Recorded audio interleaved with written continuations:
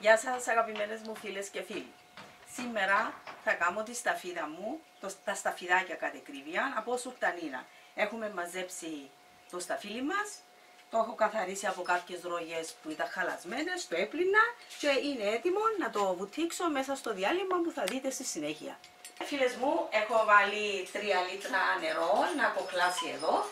Εδώ έχω 2 κουταλιές μαγειρικής σόδα. Είναι 20 γραμμάρια και εδώ 3 κουταλιές της σούπας ελαιόλαδων 30 ml. Και τώρα άναψες το ήλιο. Τώρα άναψα τη φωτιά. Και περιμένεις να ζεσταθεί. Να ζεσταθεί. Και πρέπει να βάλω... δούμε να τμίζει. Να τμίζει, μπράβο. Και θα βάλω την σόδα μου. Και το ελαιόλαδο. Το ελαιόλαδο βοηθά το για να μείνουν μαλακά τα σταφιδάκια μας. Το νερό μας είναι έτοιμο. Έκαμε μικρές φυσαλίδες. Οπότε ζήνουμε το. Θα βάλω τη σόδα μου, να την ανακατέψω μέσα και το ελαιόλαδο μου.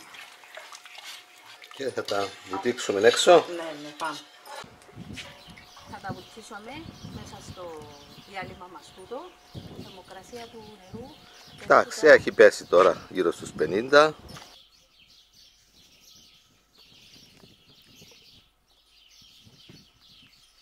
Και πόσα λεπτά θα τα αφήσουμε? Κάνα 10 λεπτό, αλλάζει το χρώμα του κοτσανιού αν είναι μέσα. Τα άλλα είναι ένα 10 λεπτό μετά. Ναι. Και τα άλλα είναι 10 λεπτά. Αλλάζει το χρώμα του κοτσανιού, Μιχάλη, να το δεις. Φίλες και φίλοι μου, μετά από 10 λεπτά θα τα βγάλω, θα τα πλώσω και θα μπουν τα επόμενα. Με την κουταλούα είναι μια χαρά η δουλειά. Άτε, μια τσίσε με βάρτσε τα επόμενα. Θα τα βάλω και θα συνεχίσεις εσύ.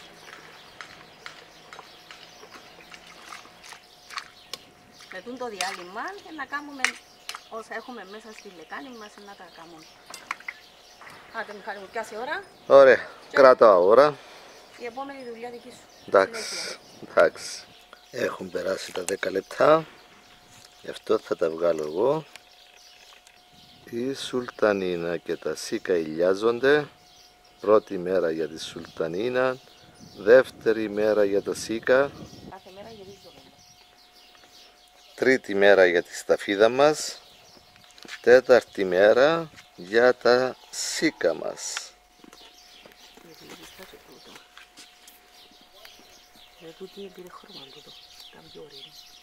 Η σταφίδα μας στον ήλιο για τρίτη ημέρα. Τέταρτη μέρα στον ήλιο για τη σταφίδα μας. Γυρίζομαι τον Μιχάλη. Μετά από 4 ημέρες στον ήλιο η σταφίδα είναι προς το τέλος. Θα μείνει ακόμα 1-2 μέρες η σταφίδα μας. Μετά από 5 μέρες στον ήλιο είναι σχεδόν έτοιμη. Θα μείνει ακόμα 1 μέρα στον ήλιο και τελειώνει. Τι κάνεις τώρα, Λίζα? Βγάλω τα από τα κοτσάνια. Γιατί τούτα να φύγουν που πάμε. Αφαιρείς λοιπόν τα κοτσανάκια. Είναι έτοιμα. Ναι, τρώεις πάλι? Θα πάρω ετοιμάσουμε να είναι καλό. Έλα, δώσουμε ένα. Έλα. Άρεσε το ρέμονε. Δώσε να δω. Πολύ ωραία. Μα χωρίς δοκιμή. Θέλουν ακόμα καμιά μέρα. Να τα αφήσουμε για αύριο. Εξαρτάται από την εποχή, από τον ήλιο. Τώρα ζεστές ημέρες, σήμερα είναι καύσωνας. Ναι, αυτή η εβδομάδα ήταν πολύ θερμός ο αέρας. Ναι. Μα για τούτον τώρα το κάτσε ο ήλιος που έκατσα να τα καθαρίσω λίγο. Τότε μες στον ήλιο δεν μπορείς. Θα συνεχίσουμε αύριο. Μετά από 6 μέρες των καυτών ήλιων του Αυγούστου είναι έτοιμα και τα σταφιδάκια μας από σουλτανίνα. Τι κάνεις, Λίζα, τώρα? Καθαρίζω τα κοτσανάκι. Βάζεις τα στο τρυπητόν και τα τρίβεις λίγο έτσι. Βλέπεις κάτι που κάτω. Και πέφτουν κάτω τα κοτσάνια μόνα τους. Ναι, τούτον σκέφτηκα εγώ, δεν ξέρω αν έχει καμιά άλλη... Άλλον τρόπο. Άλλον τρόπο, θα μας γράψουν ένα σχόλιο. Βλέπεις. Ναι. Πέφτει που κάτω, άμα δεν έχει ευκολία. Ευκολία μπορείς. Έναν είναι φασαρία. Εντάξει. Αν έχει κανέναν να το βγάλεις. Έτσι θα φύγουν αρκετά τώρα. Να φύγουν αρκετά και άμα είναι να τα χρησιμοποιήσω Βγάζω λίγα Μάλιστα. και καθαρίζω τα πιο καλά. Αν μείνει κανένα. Αν θα τα φάμε στο χέρι, τα βγάζει εκείνος που τα τρώει. Ναι. Τα βγάζουμε εκείνη την ώρα. Αν θα τα βάλεις στις φλαούνες όμως ή Όχι, να αλλού, καθαριστούν να μην έχουν συγκινά τα θα κοτσανάκια. αφαιρέσεις όλα τα κοτσανάκια πριν τα χρησιμοποιήσεις. Λένε να καθαρίσουν από τις σκόνες τη ώρα που μπήκαν μέσα, να απλωθούν στη σκιά εκεί λίγες ώρες, 1-2 ώρες να στεφνώσουν, ζέστη τώρα. Θα τα βάλω στα σακουλάκια μας και στο ψυγείο. Όπως κάνουμε και στα παστά κερασάκια που δείξαμε τις πορνέλες και τα παστόσικα. Ναι. Μπορούν να τα δουν στο κανάλι μας, να τα φτιάξουν. Πάντως είναι φανταστική η εμπειρία τούτη. Για εκείνες που να το κάνουν για πρώτη φορά να τους αρέσει. Και το χειμώνα να έχουν τούτα όλα τα παστά. Αν έχουν την ευκαιρία να έχουν τα φρούτα, αλλά μπορεί και να αγοράσει σουρτανί, να πουλούν παντού.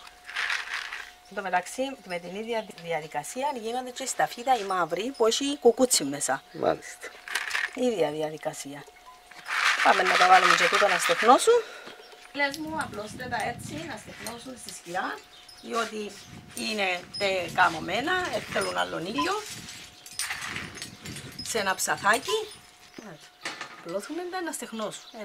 Ζέστες τώρα, αέρας. 1-2 ώρες. Ναι, αν έχει ξύνα, κάνα ξυλαράκι βγάλουμε το. Και πριν να τα χρησιμοποιήσουμε, βάλουμε τα σε ένα δίσκο. Και θα αφαιρέσεις τα ναι, άμα είναι κοτσανάκια. για πιθανά. Πολύ ωραία. Είναι γλυκό ξυνή στη σταφίδα ή σουρταρίνα. Είναι με κουκούτσι μέσα. Για πιθανή. Θα την χρησιμοποιήσουμε στις κολοκοτές μας. Μάλιστα. Στις φλαούνες μας. Στις φλαούνες μας, σε τυρόπιτες. Και για κεραστικό, με τη ζυβανία. Μπήκαμε στο φθινόπωρο, σήμερα 2 του Σεπτέμβρη. Θα τα χρειαστούμε. Μετά από 6-7 μέρες στον ήλιο, αναλόγως του καιρού και αναλόγως του μεγέθου του σταφυλιού. Εμάς σουρτανίνα μικρούς και αβούτα. Έχουν γίνει, έχουν ξεπληθεί, έχουν στεχνώσει. Έτοιμα, δεν τα ωραία και πολύ. πάνε για συσκευασία. Ωραία, δε, ζουμερά, ωραία. Η Λίζα. Όχι κανεί, γιατί είναι πειρασμός, να φυλαχτούν, να βγουν στο ψυγείο. Και θα χρησιμοποιηθούν καταλήλως. Βέβαια. Ωραία, φτιάξτε φίλοι μας, αν έχετε σταφύλια περίσσευμα, αποξηράνετε τα στον ήλιο όπως σας δείξαμε, γράψτε μας τα σχόλια σας, γραφτείτε και στο κανάλι μας αν δεν έχετε ήδη γραφτεί και να είστε καλά. Τελειώσαμε τα κερδούτα, τα παστά μας. Καιρός για τραχανά, μπορούν να δουν και πώς κάνουν τον τραχανά. Έχουμε βάλει αρκετές συνταγές και συνεχίζουμε. Κάνετε φίλοι μου την εγγραφή σας, πατάτε κουδουνάκι όπως λέει ο Μιχάλης και θα ενημερώνεστε για κάθε μας νέο βίντεο. Αύριο θα μας μαγειρέψει λουβί μαυροματί, φασόλι μαυρομάτικο, μαζί με πράσινο κολοκύθι η Ελίζα.